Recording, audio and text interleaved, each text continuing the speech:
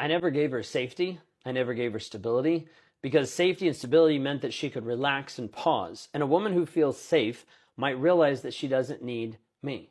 So I kept her off balance. I created chaos inside the entire relationship, created fights over nothing. One day sweet, the next day cruel, going back and forth. And so she stayed second guessing herself, stayed working, stayed focused, trying to work harder and fix herself, trying to figure out what version of me she'd get, never understanding, never knowing. And I controlled her by keeping her anxious. Because the last thing I needed and the last thing I wanted for her to feel steady enough to actually walk away from me. The worst part inside of this is I knew exactly what I was doing because I chose it. Because a stable woman can't be manipulated. But an anxious one stays locked into a relationship much longer than what they want to be. Is the guy in your life doing this to you today? This honestly, artists like Taylor Swift, as much as I love Taylor Swift, I do really love her music, but a lot of her lyrics I feel like support this kind of relationship, especially I think it's called The Way I Loved You, the song that says, you know, it was screaming and fighting and kissing in the rain, and it's 2 a.m. and I'm cursing your name. So in love that we acted insane, and that's the way I loved you. And this whole song paints this picture of this relationship where it's toxic, but it's exciting, and there's this constant roller coaster, this up and down, and it presents it as so exciting. Meanwhile, the guy who calls when he says he will, and your parents like him, he's just so boring, and it's just not the same. And as someone who's been in toxic relationships and is now in the first genuinely healthy relationship of my entire life, I feel like so many artists do such a huge disservice to young women and young men as well by painting this ridiculously intoxicating picture and favorable picture of the intoxicating nature of toxic relationships.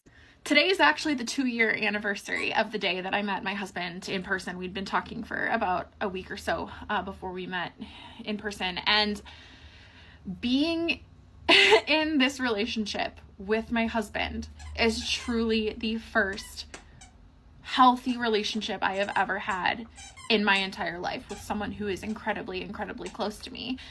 And I look at who I used to be. I used to crave that connection. I still to this day find myself wanting to fall back into that pattern of fights meaning connection and little bits of passive aggression being a way to get connection. And I have been in therapy for years and years and years. And so I'm very good at catching those patterns before they actually develop into behaviors.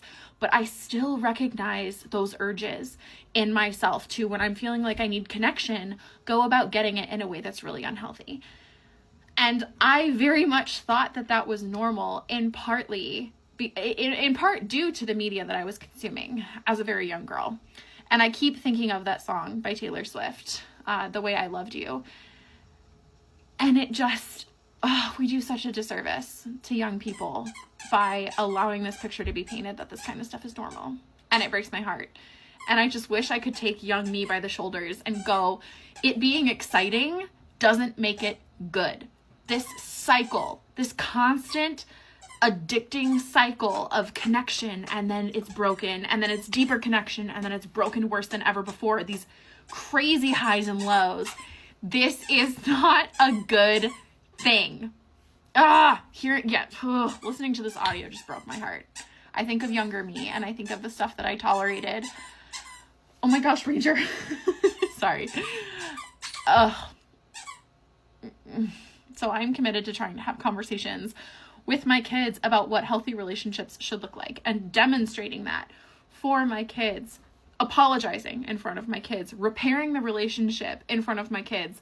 I can genuinely say that before I met my husband, I never, not one single time, experienced actual repair in a relationship where there has been damage done, there has been hurt caused, and it's genuinely addressed and repaired. Before I met my husband, never one single time in my life did I experience that. And I was, how old was I? 26, 27 when I met him?